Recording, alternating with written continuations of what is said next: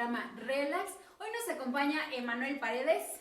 Hola amigos, un gusto estar nuevamente con ustedes, en serio gracias por seguir el primer capítulo y seguimos con ustedes. El día de hoy va a estar súper padre, me llamó bastante la atención el tema que nos propuso la gerencia y se trata, ¿de qué se trata? Hoy vamos a hablar de historia. Nos acompaña Moisés Ejecat y nos va a contar mucho sobre qué? Sobre historia.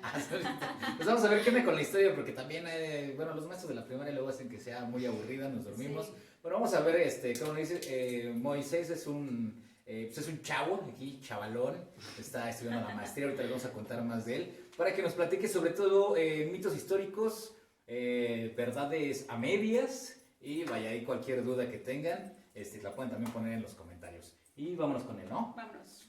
¿Qué tal? Bienvenidos. Está con nosotros Moisés Ejecat. Hola Moisés, ¿es Ejecat o es Ekalk? Es H, ¿no? Bueno, ahí está. Estábamos con la duda de cómo se De hecho, pronuncia. se pronuncia Ejecat, pero como tú dices bien, hermano, se escribe con H. Bueno, eso ya viene de tiempo atrás, que al menos durante los primeros años de la colonia la manera en que se escribía era muy diferente a la que ahora nosotros escribimos, a tal punto que incluso algunas letras como la K no existían dentro de la escritura novohispana, al menos para aquel tiempo. Y bueno, la H se pronuncia como una J, como una G, pero bueno, Ejecat, pues ya para que lo conozcan, Ejecat quiere decir viento en náhuatl, y pues espero no les incomode mi nombre. Entonces también puede ser México con H. Pues es que eso ya son...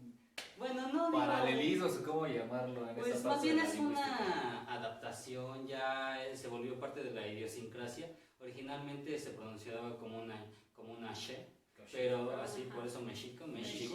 Pero al final de cuentas se modificó y pues ahorita es como Tlaxcala, originalmente es Tlaxcala, no Tlaxcayán como muchos acostumbran a decir, Tlaxcala, y de ahí se modificó y ahorita pues ya se le conoce como Tlaxcala, ¿no? Se le conoce como Tlaxcala, ¿no? Tlaxcala. Bueno, se podría decir como entre paréntesis, se le conoce porque no muchos lo conocen y piensan que no existe, pero también vamos a platicar sobre eso. Precisamente. Bueno, primero háblanos de ti, Moisés Ejecat. ¿Qué te dedicas? ¿Qué haces? Bueno. ¿Qué estudiaste? Bueno, primero que nada, Has, Emo, muchas gracias por invitarme. Pues yo me dedico, soy de todo un poco, bueno, la he vivido de todo un poco y tuve mi changarro de artesanías aquí en la Plaza Xicoténcatl por un tiempo. En la ciudad de Tlaxcala. En la ciudad de Tlaxcala, efectivamente. Con eso me mantuve, de hecho, mis estudios de licenciatura. Yo estudié la licenciatura en Historia en la UAT. Actualmente estoy estudiando el posgrado en Historia, pero en el Colegio Alfonso Vélez Pliego, Instituto Alfonso Vélez Pliego, perteneciente a la UAP, allá en Puebla. Ahorita por la pandemia, pues sí, todo es en línea, pero pues ahí la llevamos. Igual y les mandamos el programa, ¿no? Para que vean que sí andan haciendo aquí en la maestría. Son bienvenidos, bueno, pero pues ya saben, solo hay que echarle ganas, por favor. Pues vale, hermanito, bueno, ¿eres originario de Tlaxcala? Sí, hermano, pues yo nací en 1991, dirían. Bueno, no voy a hablar toda mi semblanza, no quiero aburrirlos desde luego, simplemente, pero sí nací, no en Tlaxcala Centro, pero sí yo soy oriundo de Ocotlán, Tlaxcala, ya cuando guste, bueno, ahorita no por la situación, pero ya más adelante que puedan, si alguna vez se quieren ir a dar un rol allá por la Basílica de Ocotlán o conocer el Pocito, el famoso Pocito de Agua Santa. Todo está muy bonito, muy interesante, ahí hay mucha historia también. Van a tener guía de turistas así particular, chulada. No, pues toda la historia contada.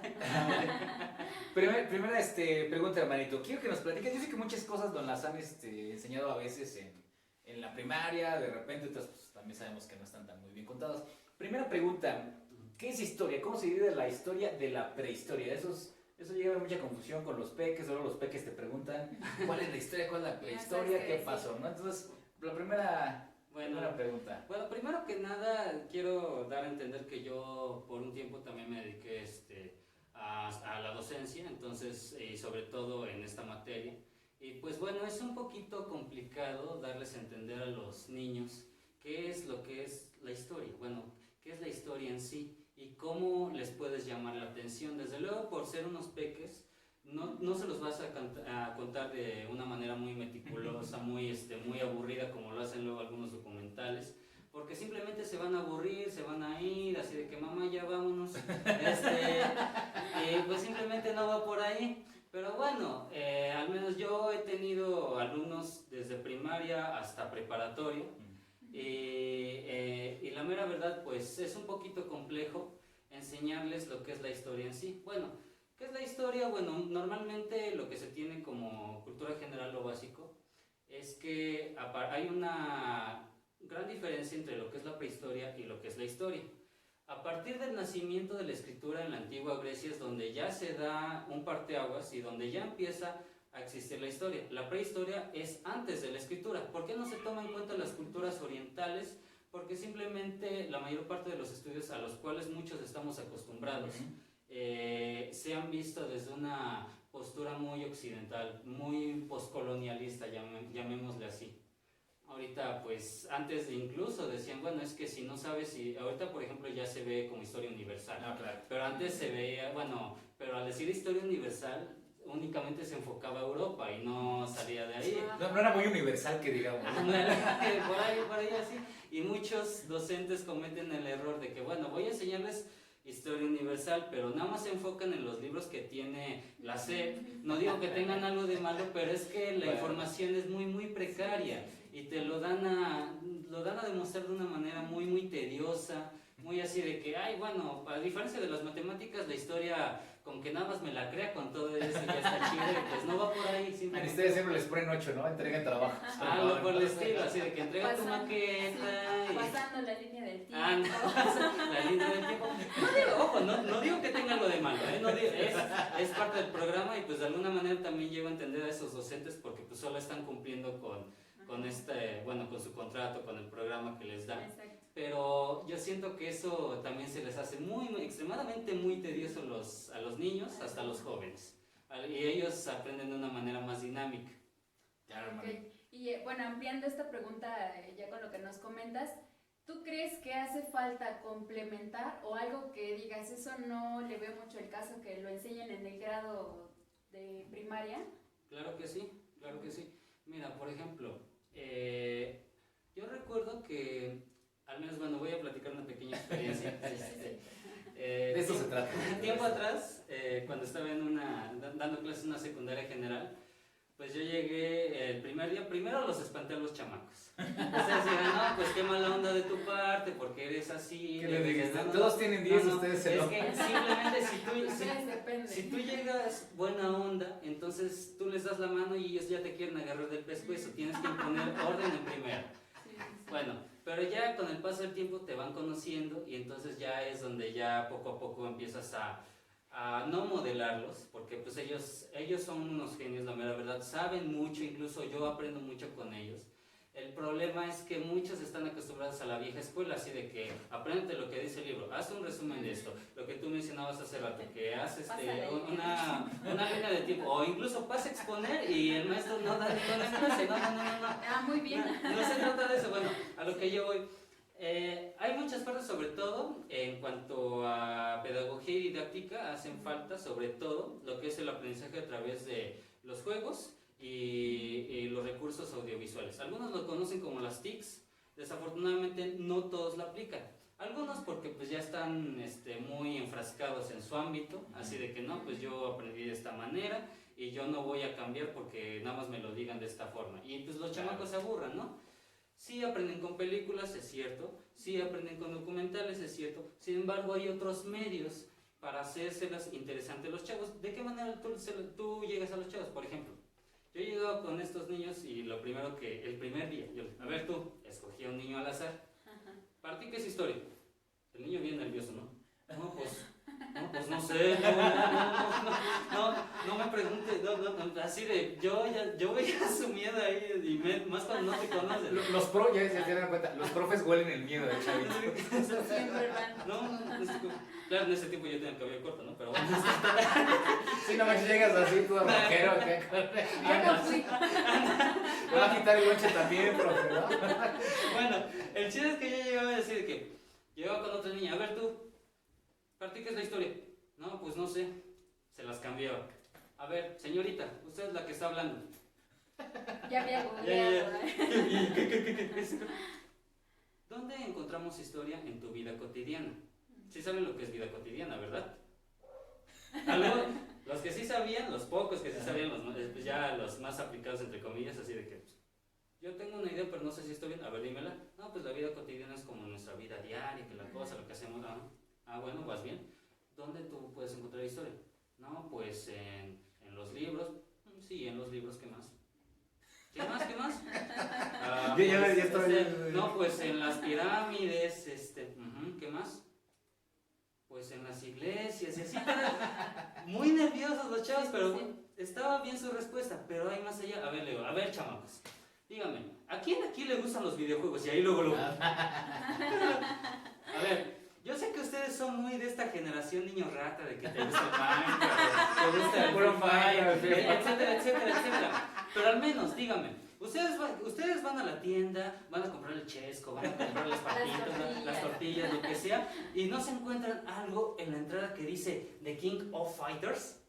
Por Dios, ¿eso no es historia?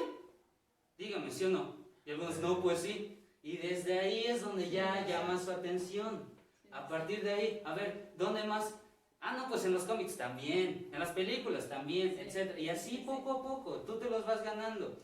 Ya después ya armas unas dinámicas más interesantes. Es con la mitología, ¿no? Por Se me ejemplo, ocurre, ¿no? Para ellos, por ejemplo, lo que yo aplicaba es una de dos, o el juego de 100 mexicanos dijeron, así de que como no tenía botones, eso es algo que muy pocos aplican y tampoco es para presumir ni nada, pero es un consejo para aquellos que quieran aplicarlo. Para algún profe que esté viendo más. Ustedes dirán, bueno, ¿y cómo aplicamos los de los botones? ¿Han visto de esos gallitos que hacen? Los pollos, ¿no? Los pollos, más bien. Ahí pues así de que menciona algún país de Latinoamérica, no sé, menciona algún personaje de la independencia de México y así, ya, Miguel Hidalgo, ya, vamos a ver, esa es una, otra. La clásica ruleta también está si han jugado el juego de preguntados que sale en Facebook, con ese también aprenden, desde luego yo los adapto al programa. Al programa y al grado que estamos viendo. Por ejemplo, si estamos viendo Historia Universal, pues les tengo que ver el periodo que estamos viendo. Si lo mismo Historia de México, lo mismo Historia de Tlaxcala, etc. Eso es únicamente para jóvenes. Y ojo, quiero aclarar algo, yo no soy pedagogo, yo aprendí por aproximadamente 4 años que tuve de experiencia. Y pues afortunadamente tuve algunos compañeros que me hicieron mucho, el paro, y a los cuales les agradezco mucho. Está genial, hermano, o sea, qué bueno que te encontraste con ellos y esto. Sería padrísimo hacer esto del pollo acá, hermano.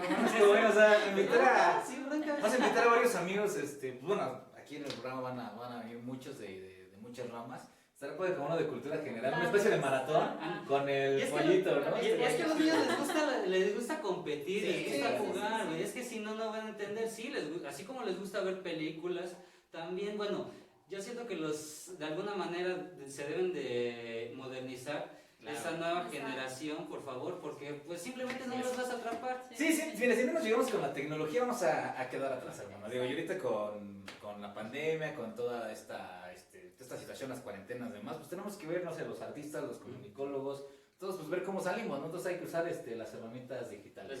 Está muy padre esto, nos tenemos que ir un poquito más rápido porque no de mucho, sí, pero vamos a hacer la pregunta que nos truje.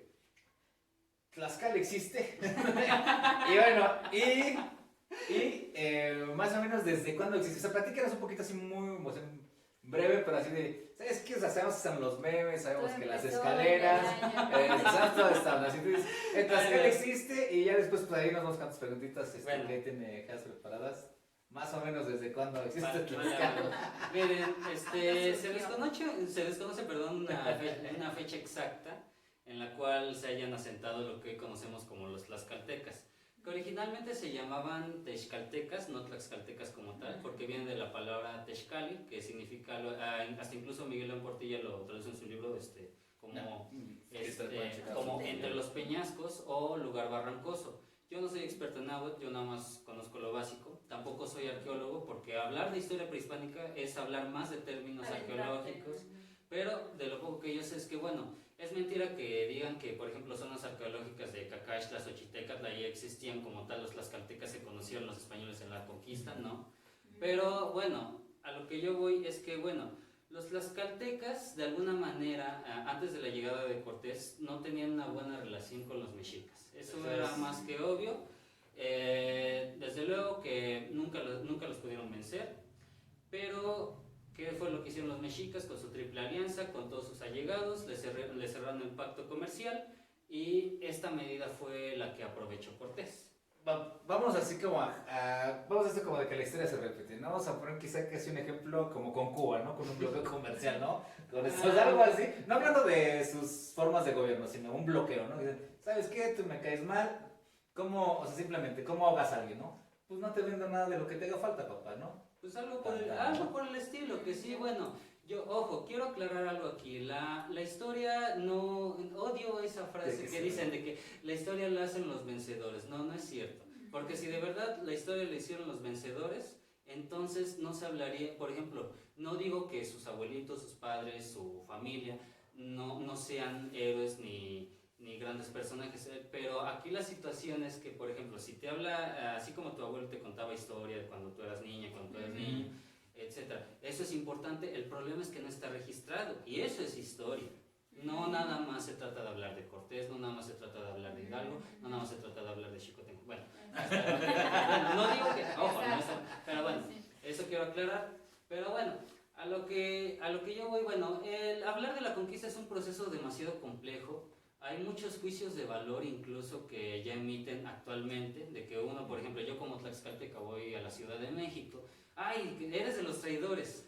Hasta una vez me pasó en Bacartes tomando una cerveza. ¿De dónde eres, hermano? Yo de Tlaxcala. Ah, de Tlaxcala, cuna de la traición. Pues, bueno, no me saco nada, pues yo aguanto, ¿no? Pero, pues... Ahorita nada más como para reforzar esto, hermanito. Precisamente los tlaxcas así de acuates, ¿no? Para decirlo, los tlaxcas forman la alianza con los españoles, obviamente se derrotan a los mexicas, a los aztecas, ¿no? Como les gusten llamar. Que no nada más fueron tlaxcaltecas. Exactamente, fue un montón de banda, ¿no? Pues todos los que estaban oprimidos que era un imperio, ¿no? Para empezar creo que no entienden eso. Y la otra situación, la banda pues de todos del DF, los chilangos, por decirlo, del Templo Mayor. No estoy hablando mal de la banda chilanga. O sea, toda la banda aquí de son los mexicas. respetados los chilangos. Pues realmente murieron todos, ¿no, hermano? O sea, si no fue en batalla, fue por peste, fue por enfermedades. Entonces realmente todos los que quedamos, fuimos todos los que nos salíamos con los españoles, ¿no? Eso, has dado un punto ¿no? clave, hermano, porque, bueno, ya lo mencioné antes, no nada más fue una alianza entre tlaxcaltecas y españoles, también llegan los empoltecas, los otomís, los totonacas, etc. Varias culturas de ese tiempo que se unieron para derrocar los mexicas, y fue en su mayoría más indígenas. Si encuentran las crónicas llamándoles indios, no es por ser despectivos, sino porque así se les llamaba en ese tiempo. Bueno, y toda esta comunidad fue la que los derrocó. Pero bueno, a lo que yo quiero llegar, en este punto que tú estabas mencionando, bien dices, muy pocos personajes, muy pocos individuos de la cultura mexica llegó a sobrevivir. Se me hace algo muy curioso porque luego veo en la tele, es que nosotros somos herederos de sangre azteca. Azteca es un término anacrónico, por cierto. Mal empleado, así sí, por eso te hace rato me cuatrapié, pues no, tranquilo. Bueno, no soy historiador, pero... nada más lo digo para aclarar. Pero bueno, los mexicas, pues de alguna manera, no llegó a sobrevivir, sino ninguno, yo digo que algunos pocos. Por ejemplo, Moctezuma, la familia Moctezuma vive en España, porque vive en España para empezar. Muchos se lo llevaron a España. Es más, hasta hay registros donde los mismos tlaxcaltecas llegaron a España, y no nada más a España, también llegaron a Perú, llegaron a lo que es hoy Canadá, Estados Unidos, a Sudamérica, las Filipinas, etc. Entonces digamos que ahí se muestra la influencia. Si estás en el norte, no sé, en California, no sé, Chihuahua, por allá, probablemente tienes sangre tasca, hermano, ¿eh? Los conoces las familias. Hay un dato, un poquito, hablamos de las... Bueno, creo que eso quedó un poquito entendido de qué es lo que pasó con Tlaxcala. Tlaxcala sí existe, no traicionó, se lo estaban jodiendo, por decirlo de algún modo. Por así llaman. Perdón si alguien se ofende con esas palabras. Y vaya, y pasa esto, Tlaxcala tenía beneficios obviamente por la corona española, ¿no? Quiero aclarar un punto ahí. La mayor parte de los historiadores, sobre todo si no estoy mal, Andrea Martínez Barax, Charles Gibson, ahí anótenle si gustan, están muy acostumbrados a decir, es que Tlaxcala fue privilegiada. Hay un gran debate si de verdad Tlaxcala fue privilegiada. Por ejemplo, tuve un maestro en la licenciatura, de nombre José Juan Juárez Flores, que tiene un artículo muy interesante donde menciona que esos privilegios realmente nunca existieron, porque el documento del cual ellos lo tomaron para agarrarse de decir de que, bueno, cómo somos nosotros los tlaxcaltecas, sobre todo en la época de la Reforma, es un documento, por así llamarle, incluso lo llama así en su documento, espurio. Pero bueno, llamémosle apócrifo para que no se escuche tan apócrifo. Piratón más o menos. Pero indiferentemente de eso, Tlaxcala sí tuvo de alguna manera ciertos, no privilegios, pero sí ciertos beneficios después de ayudar a Cortés en la conquista. En eso sí estoy de acuerdo. No puedo llamar privilegios, se les dio un escudo de armas, desde luego. Se le dio también algunos beneficios como el poder montar a caballos, únicamente los nobles, los indios de clase alta, pero los más iguales no. O sea, ¿me estás diciendo que entre los indígenas había clases sociales? No, clases sociales, jerarquías, o cómo llamarlo. Son estratos, llamémosle estratos, Okay. porque, Estratos sociales. porque recordemos que la colonia, el virreinato, a algunos no les gusta colonia, les gusta más virreinato, está dividido por estamentos, y estos estamentos eran muy parecidos a la Edad Media, así de que la plebe y la nobleza. ¿Por qué es anacrónico? Porque esto de clases sociales ya empieza aproximadamente a mediados del siglo XIX, ya con la revolución industrial, con toda esta parte. Entonces ahí, por eso hay muchos académicos que sacan de onda con esos términos de que no puedes decir de clase social. Hay historiadores marxistas que sí aplican ese término, no digo que esté mal, pero sí han sido muy criticados. Esa es la situación. No estén molestando ahí en los comentarios, chavos. No, pero sí, Ya lo saben. pero era algo parecido, era algo parecido, era un tiempo muy diferente al nuestro. Ahorita, digamos, bueno, indiferentemente de la pandemia, ahorita nosotros estamos viviendo en un tiempo muy acelerado, así de que tengo que ir a trabajar, tengo que darle comer a mis hijos, tengo que terminar mi tarea, tengo que hacer mi planeación, etcétera, etcétera, ¿no? En ese tiempo, era un tiempo un poco, llamémosle, más lento, porque pues se dedicaban, la mayor parte pues eran campesinos, se dedicaban a la tierra. La tierra era una problemática muy grande en ese tiempo, la cual algunos españoles se llegaban a apoderar, sobre todo en el siglo XVII, parte del XVIII. Eso es antecedente de la lucha de independencia. Pero aquí el punto es que Tlaxcala sí tuvo ciertos beneficios, llamémosle, no me atrevo a decirle privilegios, pero no al 100% como normalmente se cree.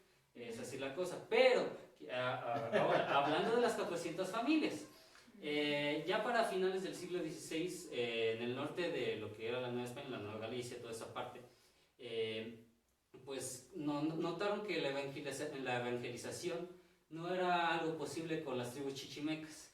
Entonces, pues dijeron, bueno, ¿quiénes ya están evangelizados y quiénes son nuestros indios más allegados? Son los buena onda, ¿no? Los que sí jalan. Los que nos pueden apoyar para este rollo y como los chichimecas hablan náhuatl, entonces pues, vamos a jalarnos a los tlaxcaltecas. He visto luego en algunas pláticas, no, que sí, las 400 familias. Para empezar, no fue como tal, no nada más 400 familias. Algunos dicen que fueron más, otros dicen que fueron menos, no hay un número exacto. Segunda. Para que se oiga chipocles, acá 400, no sé. Digo, si eran 300 allá. Ya se los pongo a ustedes así. Si les dijeran, ¿saben qué? Se van a ir al norte a vivir y ya no van a saber nada de lo que es Tlaxcala. Entonces ustedes se sacarían de onda, oye, ¿por qué? Pues si yo aquí vivo, te ayudé, ¿no? Fue algo muy complejo que está hasta Fray Jerónimo de Mendieta, en sus crónicas lo tiene bien mencionado. No todas las familias estaban de acuerdo. Fue un proceso muy complejo y a veces de larga duración en la cual algunos murieron en el camino, otros fueron flechados, no todos llegaron al punto de partida, sí llegaron desde luego. Pero bueno, ¿dónde encontramos la influencia? Por ejemplo, si alguien vive en Coahuila, notará que su capital es Saltillo. Y pues bueno, ¿qué es el Saltillo? Ese ya es de la influencia tlaxcalteca. La danza de Platícanos qué es el saltillo. El saltillo es una especie de gabán, esta parte. Bueno, no tengo... No tenemos ahorita, pero luego ponemos un saltillo. Bueno, esta parte de tejido es como aquí algunas regiones de Tlaxcala, como Contla, como Santana, se dedican mucho a estos tejidos que de alguna manera llegó esa influencia hasta allá, hasta el norte. Entonces, de ahí viene parte de la influencia. He escuchado a algunos norteños que dicen, no, es que Tlaxcala, Puebla, y se confunden.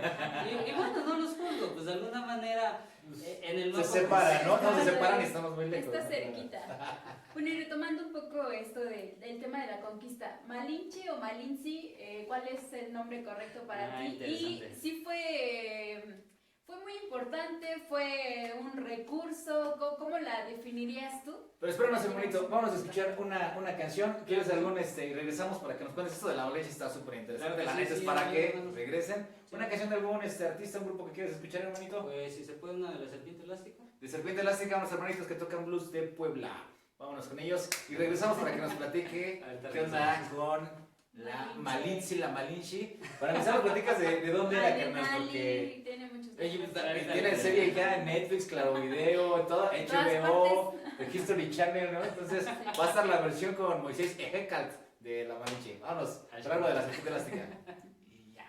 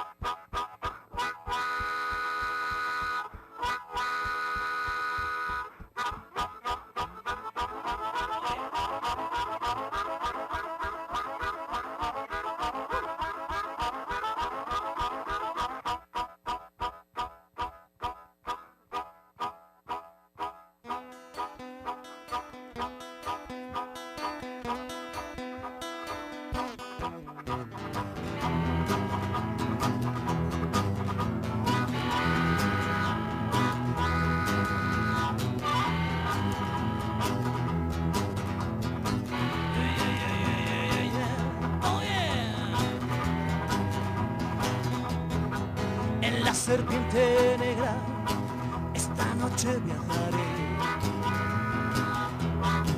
En la serpiente negra, esta noche viajaré. Tengo un boleto de ida, ya no regresaré. No ven conmigo, nena, cuando se oculte el sol. Ven conmigo, nena, cuando se oculte el sol. Te llevaré a la cima, entre la hierba y sudor. En este tren no hay vagones, ni rieles para viajar. En este tren no hay vagones, ni rieles para viajar. Tampoco tiene estaciones ni andenes para esperar. Sube a la serpiente, sube a la serpiente, serpiente negra, y llegarás conmigo al destino libertad.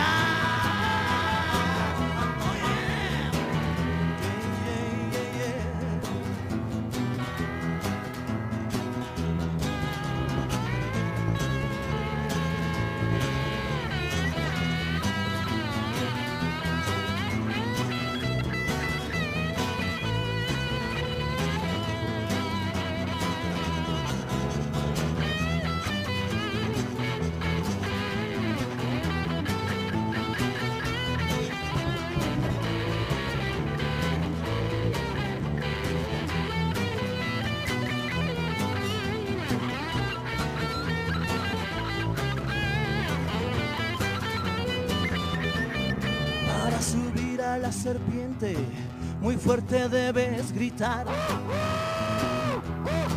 Para subirá la serpiente, muy fuerte debes gritar y llegarás conmigo al destino. Libertad, libertad, libertad. Sube a la serpiente, sube a la serpiente, serpiente negra, serpiente negra. Llegarás.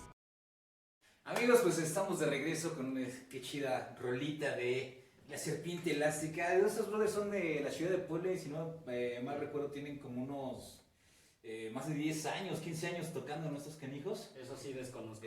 Tengo entendido que igual amigos de Carlos Arellano también han tenido participaciones maravillosas con él.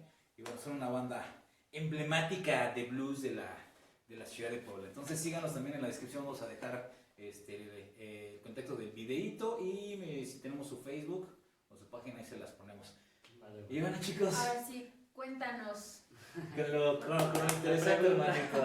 Malinche, Malinci, Malinali. Bueno, Melanina. para empezar, bueno, al menos de las crónicas escritas, como la conocemos, pues de alguna manera sí dan a entender cierto nombre de aquella mujer. Hay algunos autores que mencionan, quiero aclarar, que no siempre estuvo registrado ese nombre, sino que la registraron como tal, como Doña Marina, y de ahí se quedó. En ningún documento, según, por lo que no voy a mencionar aquel nombre por respeto a esa persona, pero sí menciona que no existió el nombre, no hay registro del nombre de Malinci, ni de Malinche, ni de Malinali, no, está como Doña Marina, que fue con el nombre que la bautizaron. En efecto sí existió, pero todavía está en duda si en realidad ese era su nombre y desde luego también su linaje. Por ejemplo, bueno, ahora en cuanto a tu pregunta de si es Malinche, Malinci, Malinali, bueno, si nos vamos a esta parte, recordemos que el náhuatl es una lengua aglutinante, es una lengua de raíz, es una lengua metafórica que puede significar muchas cosas a la vez, es igual que el griego, es igual que el latín, no es como el español que es una lengua derivada, es una lengua romance. Se puede decir, si es el caso de Malinci, es un derivado de Malinali, se puede decir, que significa hierba, aunque puede significar otras cosas, desde luego. Pero el tsin, el sufijo tsin, es un sufijo de respeto. Algo así como señora, doña. algo así como mi señor, mi señora, doña, tú ya lo mencionaste. O incluso, o actualmente también se le tiene considerado como diminutivo. Si uno va, por ejemplo, a zonas rurales indígenas como San Isidro, Buen Suceso, Contra, y los pocos que hablan esa lengua, te hablan con el cines porque te hablan con diminutivo, algo así como pajarito, como llaverito o algo por el estilo. Malinche ya es una deformación de aquella palabra, algo así como Moctezuma, porque en realidad es Motecuzoma. Si no lo pronuncio bien, para aquellos especialistas en náhuatl, no me culpen, disculpen, yo nada más lo digo desde mi trinchera. Perdón, oficial, no pasa nada. Pero sí, en efecto, bueno, Malinci de alguna manera fue un personaje clave. Hay algunos autores que lo ponen como una víctima, otros la ponen como una heroína, otros la ponen como aprovechada, ¿no? Bueno, otros como aprovechada incluso, pero sí fue un personaje clave para la conquista de la Gran Tenochtitlán. Cierto esto, sabía, bueno, pues en la historia general, la que sabemos, a grosso modo, por llamarlo, que ya había unos españoles náufragos, ¿no? Ahí por la península de Yucatán, obviamente ellos aprendieron la lengua de ese lugar, no recuerdo. Cuando llega Malintzin, con cortesía, entonces traducía, ¿no? Los españoles le traducían a Marina y ella le traducía a los pueblos porque ella sabía Claro que sí. varias lenguas, ¿no? Sí, de hecho, estos dos personajes que tú mencionas también fueron importantes. Uno de ellos fue Guerrero y el otro, bueno, el apellido Guerrero, y el otro fue Jerónimo de Aguilar. Estos dos personajes ya habían tenido una expedición desde, se me va este nombre, bueno, el chiste es que salió una expedición de ese tipo. Llegaron antes, ¿no? Y llegaron como náufragos en una comunidad maya, y ahí es donde Cortés los llegó a a rescatar, por así llamarlo. Guerrero, ¿qué fue lo que pasó con él? Pues ya es la prueba, entre comillas, del primer mestizaje que hubo aquí en estas tierras.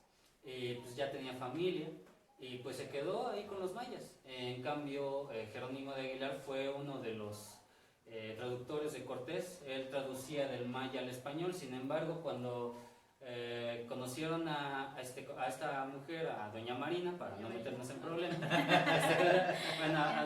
entonces, pues ¿qué fue lo que pasó? Bueno, pues sabes que llegaron a pueblos de habla náhuatl, y pues como Jerónimo de Aguilar no entendía náhuatl, entonces vieron que una de las mujeres que habían regalado a Cortés este cacique gordo, este famoso personaje, entonces digo, bueno, pues ¿sabe qué? Yo le puedo ayudar en este aspecto. Y en algunos casos era así, de que bueno, Malinche pues en principio no sabía hablar español, entonces traducía del náhuatl al maya, y luego ya Jerónimo de Aguilar traducía del maya al español, y es así como fue entendiendo Cortés. Se hace la cadenita. Y entonces, pero obviamente después doña Marina aprende el español, ¿no? Desde De luego. hecho, sus tutoriales en YouTube, bajó esta muy buena, ¿cómo se llama? Se me olvidó una app bien buena de inglés. Que está ¿No crees que haya pasado que fue el teléfono descompuesto de Ahí igual, ese es el problema. ¿Qué tal querían hacer otra ¿Qué tal cosa? si- Eso es algo muy interesante también lo que mencionas, Sí, porque ¿no? unos muchas pulques, Me ¿no? imaginé en algún momento, y, ¿qué tal? Ella quería decir otra cosa y al final pasa algo completamente diferente. Desde que yo llegué a la carrera, fíjate que siempre nos decían varios profesores, a ver, recuerden que traducción y transcripción muchas veces es sinónimo de traición. Y hay veces que luego, como tú mencionas, es como un teléfono descompuesto de que, pues bueno, pues yo lo interpreto, o no tanto a propósito a veces sí, pero a veces de manera accidental, así que no, pues sabes que no lo entendí del todo, entonces pues yo nada más te digo lo que yo entendí. Y que dijo que te huele la boca, Ay, así. ¿no? A lo mejor ni siquiera va a haber conquista, ¿no? A lo ¿Qué mejor- tal iban a luchar y ella dijo, no, que dice que tú eres un... que Algo por el estilo. eres cobarde? Y son de esos momentos que luego no siempre te lo mencionan en documentales o en los libros de texto, ya sea porque nada más se enfoquen en, sobre todo en la historia de los grandes personajes o en la historia política, sobre todo. No tengo nada en contra de la historia política, simplemente que es la que más te han dado a conocer, desafortunadamente, y se olvidan de la parte de historia social, historia cultural, historia económica, historia religiosa y demás. Entonces, de ahí yo siento que hay muchas vertientes de las cuales se siguen investigando y ya se han investigado muy interesantes, de las cuales hay que aprovechar. Yo siempre quiero aclarar también un punto muy importante, porque la historia no es una ciencia exacta igual que la química, igual que las matemáticas, porque hay diferentes puntos de vista. Desde luego, cuando nosotros hacemos una investigación, se hace lo más objetivo posible, pero no dejando de lado la subjetividad, porque la subjetividad es lo que nos va a dar a entender cómo interpretar un escrito, cómo interpretar algún testimonio oral, cómo interpretar algún monumento, algún objeto o lo que sea, porque el objeto, el escrito, el monumento, el testimonio oral no siempre te va a dar a entender lo que tú quieres escuchar. Hay que saber, hay que comparar, hay que interpretar, hay que problematizar toda esa parte. Sí, lo entiendo yo, como en todas esas situaciones, no lo acuerdan luego del ADN, que dicen, oye, ¿sabes qué? Faltan que nomás se chingan, bueno, pues tengo que poner el que creo que cabe, ¿no? Ahí va, por ahí va. Y precisamente, como de platica, desde un texto, un monumento, etcétera, una acción, pues tienes que decir, pues estamos hablando del contexto, ¿no? Aparte social, histórico, que puede haber llevado a esa situación y que se interpretara en ese momento. Por ahí va. como esa... Les pongo un ejemplo nada más de rápido. Hay dos autores. El más conocido es Miguel León Portilla. No tengo nada en contra de Miguel León Portilla, en paz descanse. Hay varias obras muy interesantes que tiene y es pionero en estudios estudios indígenas. Pero aquí hay algo muy chistoso, por así llamarle, porque existe una obra que se llama La visión de los vencidos. Aquí te da a entender que existieron 8 presagios funestos antes de la conquista. Entre ellos que la Llorona, que se encontraron una ave muy rara con un espejo, etcétera, etcétera, etcétera. Desde luego lo que hace Miguel León Portilla retoma varios escritos de esa época, que Alba Xochitl, que Bernardino de Sahagún, etcétera, y de ahí él a su manera lo llegó a interpretar. Pero hay otro autor de nombre Guy Rosat, como si dijeran Guy, con G o Y, Guy Rosat se pronuncia si no estoy mal. tiene un libro muy interesante que se llama Indios Imaginarios, Indios Reales, donde menciona que todos esos presagios funestos son obra del plagio. Y ahí yo cuando lo leí dije, caray, ¿cómo está ese rollo? Parecía rola de Bumburio. Pues resulta que esto es un plagio de los oráculos de Roma.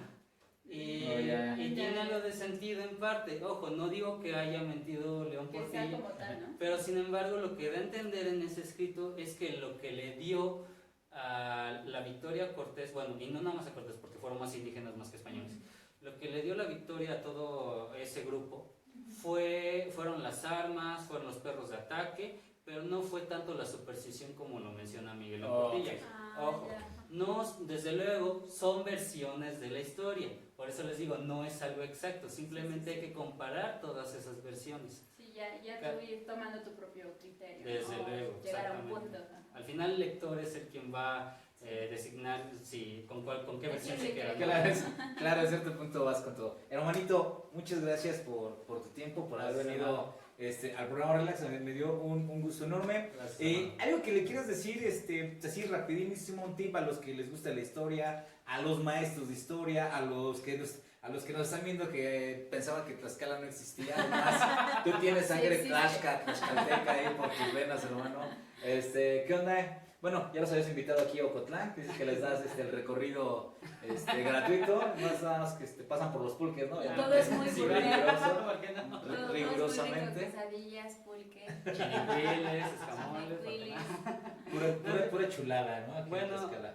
pues yo no les diría mucho, nada más, bueno, quiero aclarar, yo nada más lo que les platico es de lo poco que yo entiendo humildemente, no digo que lo mío sea lo exacto, ustedes ya me dirán si yo me equivoco, porque pues bueno, como yo de nueva cuenta, la historia es de los humanos, es de humanos y siempre va a ser de humanos. Nosotros estamos aquí y esto a lo mejor no lo verán grandes políticos, grandes personajes a futuro, sin embargo, esto se queda dentro de la propia historia y varias cosas, en muchas cosas de las que no se han visto, hay que ir más allá, hay que comparar, hay que problematizar, hay que checar, no nada más se vayan con la idea de que bueno, como este canijo me dijo que así era, pues debe de ser real, no. Recuerden esto que 2 por 2 es igual a 4 aquí y en China.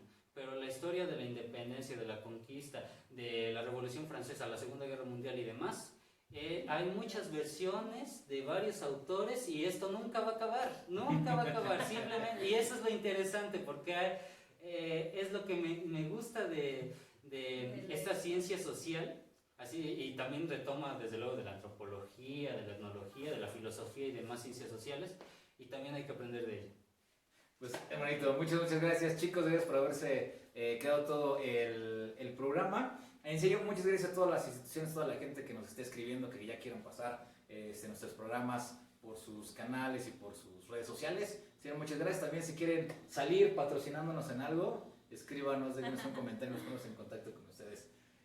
Moisés Ecat, Susana, un abrazote, no se preocupen, nos hemos desinfectado completamente. Sí, tenemos que ir, no se preocupen. Aquí está todo nuestro túnel sanitizante. Les vamos a dejar también los datos bibliográficos para aquellos que tengan la inquietud de investigar, de leer, saber más, un poquito más a fondo sobre Tlaxcala o Historia Universal. Aquí van a tener los datos. Muchas gracias.